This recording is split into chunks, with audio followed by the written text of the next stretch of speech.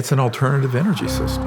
I am not advocating the release of the things that fly. Physicists have estimated that the volume of space in a coffee mug has enough potential energy to boil off all the oceans of the world. Tesla called it the infinite energy field. 0-point energy, Yep. a lot of people call free energy, is also called the quantum vacuum. This would basically eliminate the need for fossil fuels, utilities, Wind, everything. solar, winds. Every means to power that we have now would make it completely obsolete. It would be unlimited, clean, and Right. free energy. And we've had it for 100 years. How do we... So let's get into this. How did you discover this stuff? Well, it was an outgrowth of me looking into the UFO UAP issue.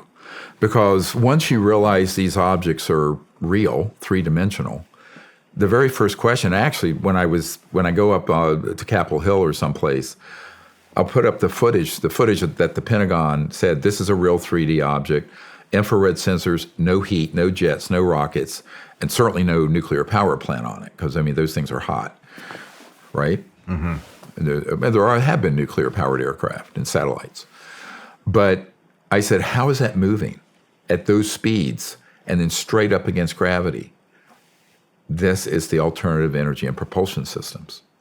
So I always tell people, forget all the mythology and everything. It's an alternative energy system. Now, it's a very advanced one because it also flies. Now, to be really clear, I am not advocating the release of the things that fly yet. Why? It's a missile delivery system. So you don't really want to open source an electrogravitic anti-gravity system that allows terrorists in Mogadishu to get a dirty bomb over downtown DC in 2 or 3 seconds, right? No. But the things that would sit at your house, like your heat pump, all right, or in the hood of your car, that would run your car or your factory or your business or your home, those devices that are not things that fly, those are just pulling energy from the fabric of space-time around it.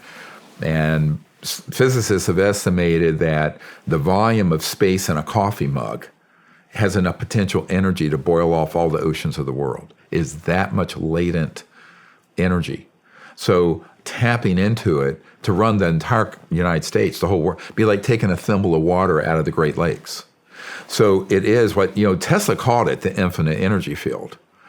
And it began to be discovered, if you look at it, all the way back. But as soon as you step into the reality, the three-dimensional reality of these UAPs and UFOs, you immediately begin talking to people. And this is what happened to me in the early 90s.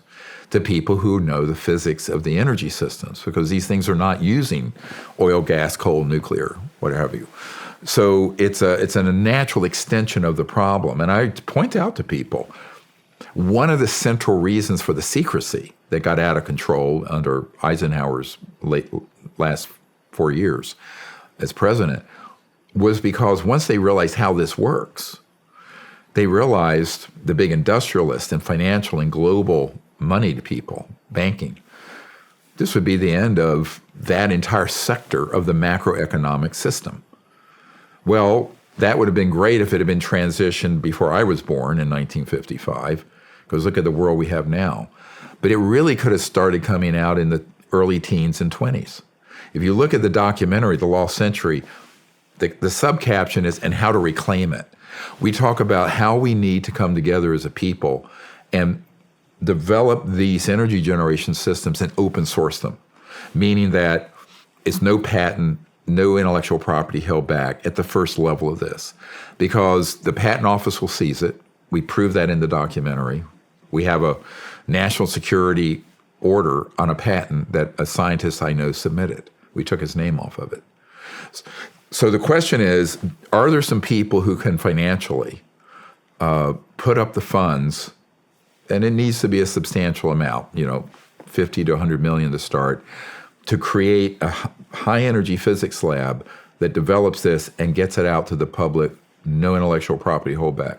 Or if there was that much funds bail, we could go to some of these scientists who probably have these and say, look, we want to just acquire this. Here's $10 million. Now go and relax. Let us move this out to the public. You can't do it. Most of these engineers and scientists and inventors think they're going to do it the way they do a new software program. And they're going to try to monetize it through intellectual property protections and patent. You cannot do that with this because the system is so completely weaponized and corrupt. And I'm talking from the patent office on. That the only way to do it is to do an open source release of it massively through the internet blockchain. So that's what we're doing. But the technology, if you look at this documentary, you'll see this trajectory. There's a great photograph with Nikola Tesla with this engineer farmer, self-taught guy. I believe it was 1908 or 1902, the caption. And this guy had like an earth battery. He had some metallic stakes and wires in the ground. He was pulling resonant energy. He was running his farm. Wow. Even my father, I wasn't alive. He was born in 1916. This was before my dad, who was hand-to-hand combat in World War II with the Japanese amphibious landing unit. But I'm going, what the heck? We have our planet. Half the planet's population doesn't have indoor plumbing. 3 billion people have no way to cook their food. They're cutting down the rainforest. 3 billion. The biosphere, even if you don't think climate change is real, 5 million people die from breathing particulate matter, soot, all over the world from this noxious stuff we keep burning. Yeah. So we need to take care of our creation, the earth, and our future. And it isn't going to happen with a windmill and a solar panel. Believe me, no way you're going to run 8 billion people off of those technologies. We're going to have innovative, high-tech solutions to the energy and environmental and poverty problems. Look, I just want to backtrack on that real quick. When you're talking about people dying from inhaling these particles and these chemicals and shit, this unfortunately is a touchy subject. The pollution and climate change and all this shit. But what I can attest to that is 100% fact is what you just said, because I've been to these parts of the world. Yeah, I've spent over a decade in these parts of the world, and you see all these veterans coming home dying of weird cancers from shit that they breathed in overseas. Yep. And I can tell you, in the wintertime in Afghanistan, the soot is so thick in the air that if you go outside we're talking just 5 minutes, and you go back inside and spit in the sink or spit in whatever, blow your nose, you're going to spit gray. Right. But those fine particles get into your lungs and then your circulatory and heart and cause a huge number of problems. Not just cancers, but I'm talking heart, lung disease. So why are we doing that when these technologies have existed? Now, this same corrupt organization, because it doesn't just deal with one issue, have been responsible for basically hoovering up, vacuuming up all these technologies for 100 years. I know people personally who have been murdered because they had one. And it's because they, very against my advice, AMA, against medical advice, against their own security interest, they wanted to keep it secret. And they thought they were going to be so clever, and they were going to outfox this big super state of thugs. I'm going, dude, you have no idea what you're up against here. Hey everybody, I'm Shawn Ryan. Click here to subscribe to the Shawn Ryan Show YouTube channel for the hottest and most compelling interviews that you will not see anywhere else. I've also made a playlist of all the previous SRS episodes so they're easy to find. You can find that right here.